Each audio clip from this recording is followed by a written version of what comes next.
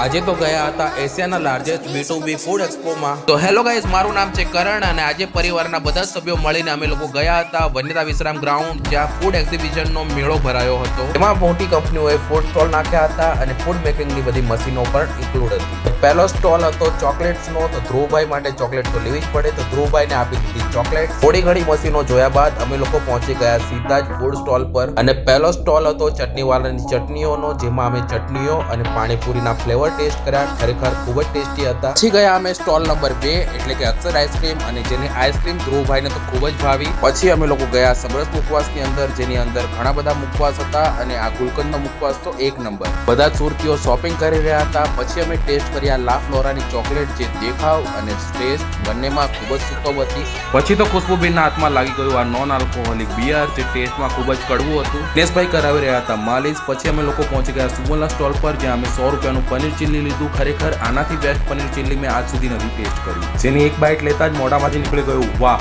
પછી અમે લીધા લસણિયા પાપડ અને લોચો બનાવવાનું પેકેટ, અને બધા જ થાકી ગયા હતા એટલે એક બાજુ શાંતિથી બધા બેસી ગયા અને વાતો કરવા લાગ્યા।